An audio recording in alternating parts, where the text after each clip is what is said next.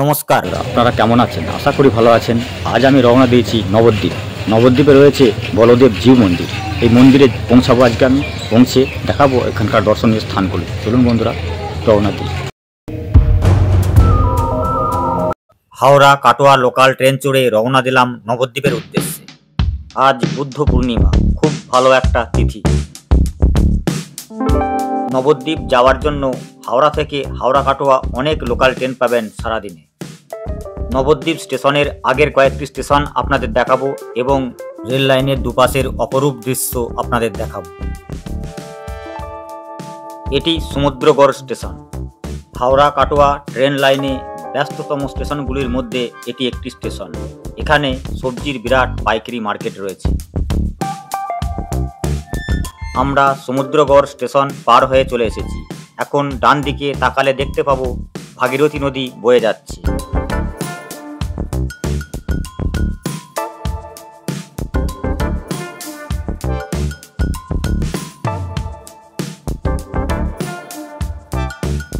বন্ধুরা, ওই যে দূরে দেখুন ভাগীরথী নদী দেখা যাচ্ছে। আপনাদের একটু ছবিটা আরো জুম করে দেখাচ্ছি।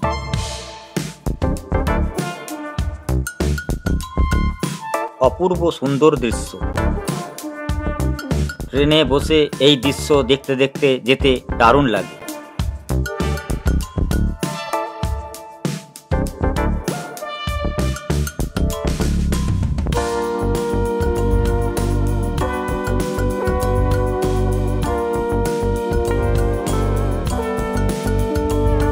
এরপর যে স্টেশনটি আসছে সেটি কালীনগর স্টেশন।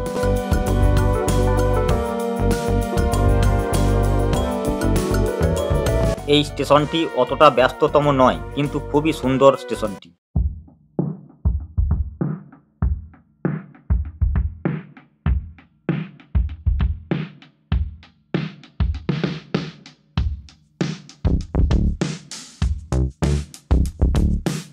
ক্যামেরা ঘুরিয়ে স্টেশনটি আপনাদের একটু দেখিয়ে দিই।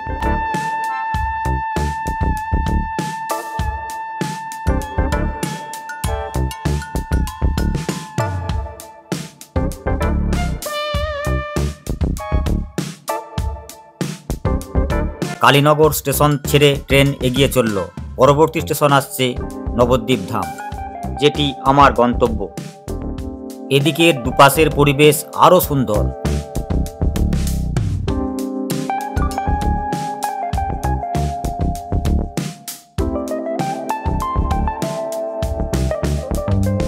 দেখুন বন্ধুরা, দুপাশের অসাধারণ সুন্দর দৃশ্য।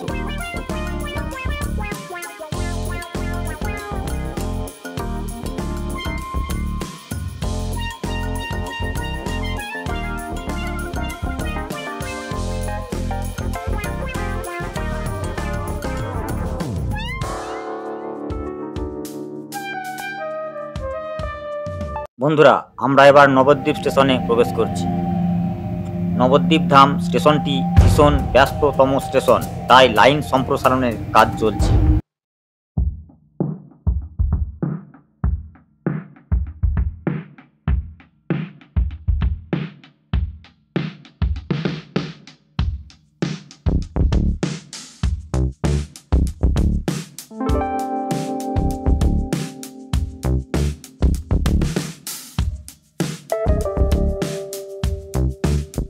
স্টেশনের ৩ নম্বর প্ল্যাটফর্মে ট্রেন প্রবেশ করল।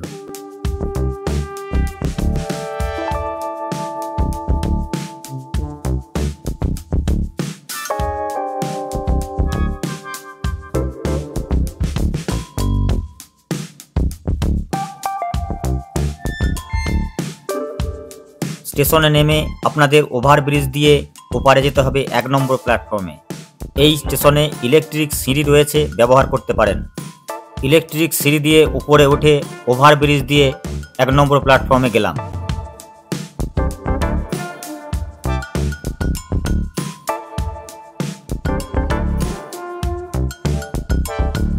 স্টেশনের পাশেই এটি তেমাথা মোড়। এখানে আপনি বাস, টোটো অনেক কিছু পাবেন। টোটোতে শেয়ারে গেলে আপনি ১৫ টাকায় বলদেব মন্দির যেতে পারবেন, কিন্তু একা গেলে আপনার ৫০ টাকা ভাড়া লাগবে।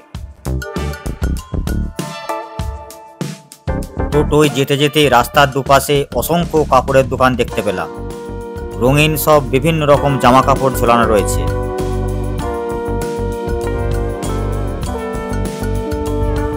বলদেব জিউ মন্দিরটি হলো গানতলা রোডে। আমি শেয়ার টোটোতে যাচ্ছি। টোটো বউবাজার পর্যন্ত যাবে, গানতলা রোড পর্যন্ত যাবে না। ওই যে শিব মন্দিরটি দেখা যাচ্ছে, ওর ডান দিক দিয়ে হেঁটে যেতে হবে। এটি বউবাজার এলাকা। এই শিব মন্দিরের ডান দিক দিয়ে সোজা হেঁটে গেলেই পাওয়া যাবে বলদেব জিউ মন্দির। গানতলা রোডের বলদেব মন্দির যেতে শেয়ার টোটো সবসময় পাওয়া যায় না, তাই টোটোদাতারা বউবাজারে নেমে কিছুটা হেঁটে যেতে বলেন। বউবাজারে নেমে ওই রোডটি পেরোলেই বলদেব জিউ মন্দির পাবেন। এটি মন্দিরের প্রধান ফটক। মন্দিরের প্রধান ফটকের চূড়াটি বহু উঁচু আর খুবই সুন্দর। বন্ধুরা, আমি পৌঁছে গেছি নবদ্বীপের বলদেব জিউ মন্দিরে। চলুন বন্ধুরা, আপনাদের মন্দিরটি আমি ঘুরে দেখাই। মন্দিরের প্রধান দরজাতে এবং পাঁচিলে বিভিন্ন কারুকার্য করা আছে। মন্দিরের প্রধান দরজার চূড়াটি অনেক উচ্চতা বিশিষ্ট, ঘাড় তুলে দেখতে হয়।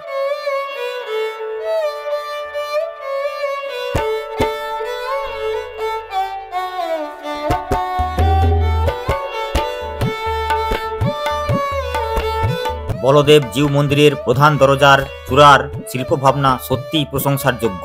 এই মন্দির পশ্চিমবঙ্গ হেরিটেজ কমিশন দ্বারা স্বীকৃত। এই মন্দিরে থাকার কোনো ব্যবস্থা আছে কিনা, ভোগ খাওয়ার কি ব্যবস্থা আছে, সে সব কিছু জানাবো এই ভিডিওটি দেখতে থাকুন। আশা করি আপনাদের ভালো লাগবে। মন্দিরের গেট দিয়ে প্রবেশ করেই এটি মন্দিরের সামনের অংশ।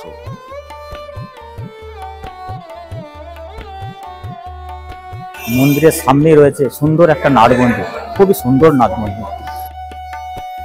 নাট মন্দিরটি অসাধারণ সুন্দর করে সাজানো রয়েছে। নবদ্বীপের বলদেব জিউ মন্দির নবদ্বীপের অন্যতম প্রাচীন ও গুরুত্বপূর্ণ মন্দির। এই মন্দিরের ইতিহাস গৌড়ীয় বৈষ্ণব ধর্মের সাথে জড়িয়ে আছে। বলদেব জিউকে গৌড়ীয় বৈষ্ণব সম্প্রদায়ের অন্যতম গুরুত্বপূর্ণ দেবতা হিসাবে মনে করা হয়। নবদ্বীপের বলদেব জিউ মন্দির, যা বলদেব আখড়া নামে পরিচিত, একটি গুরুত্বপূর্ণ তীর্থস্থান।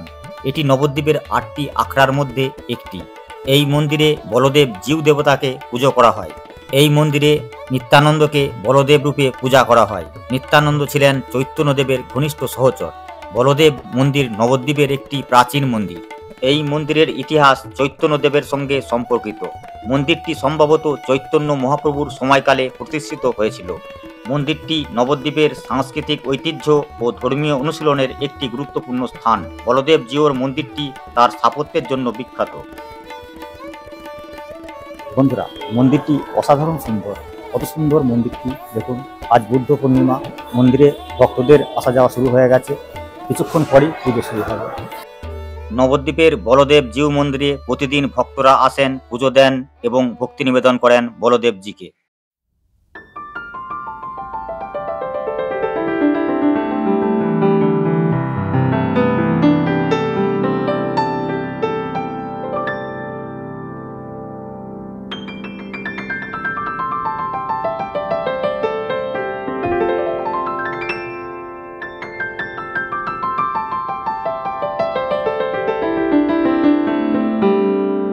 মন্দিরের গর্ভগৃহের পাশেই রয়েছে প্রভুপাদ শ্রীল মহেন্দ্রলাল গোস্বামীর মূর্তি।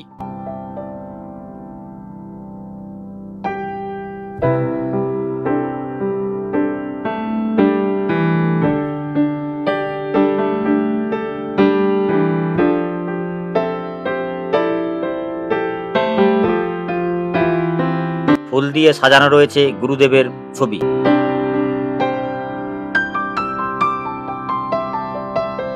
চাইলে আপনি এই মন্দিরে দীক্ষা নিতে পারেন।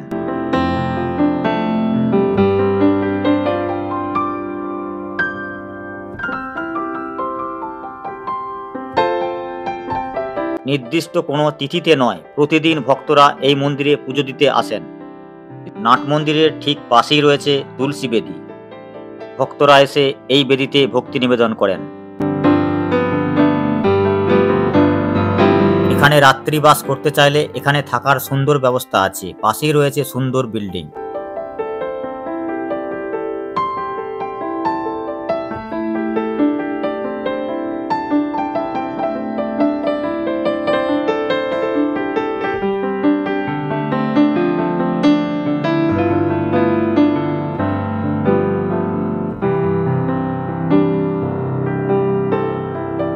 গুরুদেব রতনকৃষ্ণ গোস্বামী থাকেন এখানে। আপনারা চাইলে তার কাছে দীক্ষা নিতে পারেন। ফোন নাম্বার দিয়ে দেবো কিছুক্ষণ পরেই।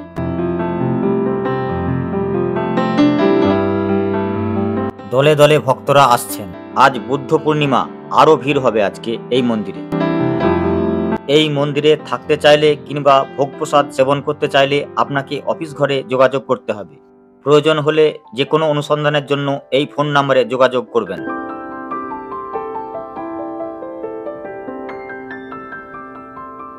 চলুন আপনাদের এবার ভোগ প্রসাদ সেবনের স্থানটি দেখায়। সামনের ওই রুমটিতে ভক্তদের ভোগ প্রসাদ বিতরণ করা হয়। আজকের ভোগ প্রসাদের জন্য সবজি কাটা হয়ে গেছে।